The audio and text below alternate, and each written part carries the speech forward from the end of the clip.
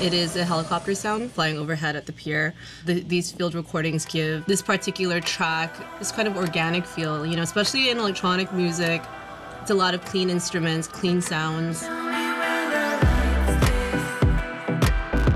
The most interesting thing about the drums is where I got the sounds.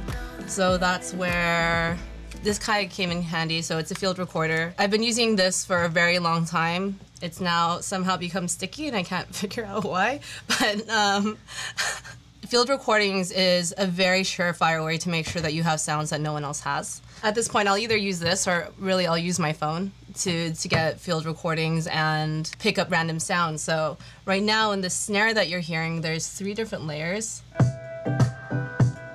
Okay, so in that snare, there is a truck door. Yeah, you can hear people talking. That sound, which also has a lot of reverb on it, it's just a rock hitting another rock. Traditional snare. I have 2 different snares panned a little left and right. When approaching a song, part of the reason why it's so fun for me and that it's been challenging or a way for me to challenge myself is because I always want to create in a way that's interesting. And even though no one's going to know that that's a truck door or a rock, I'll always know that. And, you know, in very rare instances like this, you know, I'll be able to show someone. But at the same time, this isn't coming from a sample library. No one's gonna have a snare that sounds like this.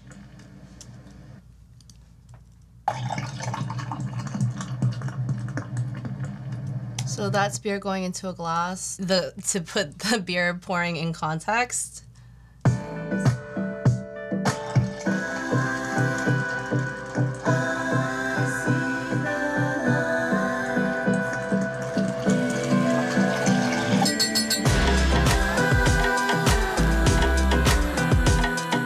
the thing that's really interesting about this particular track is that it's actually a second of a 2-part song.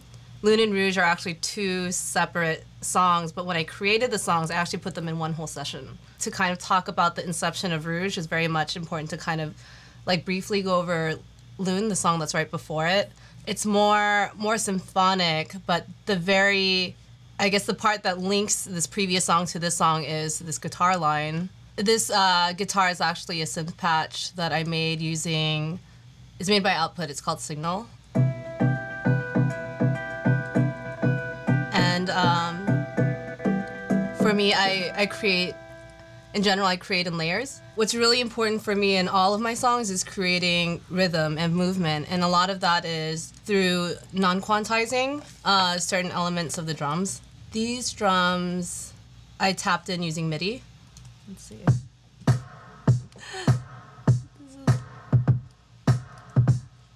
In Ableton, I have all my drums set up in drum rack. So I had recorded the bass line using a patch in Substance, which again is a Contact library made by Output.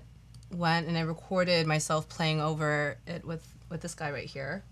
And you'll see that none of the frequencies will kind of conflict because they're in different areas of the spectrum. So that's the bass, just the top end by itself.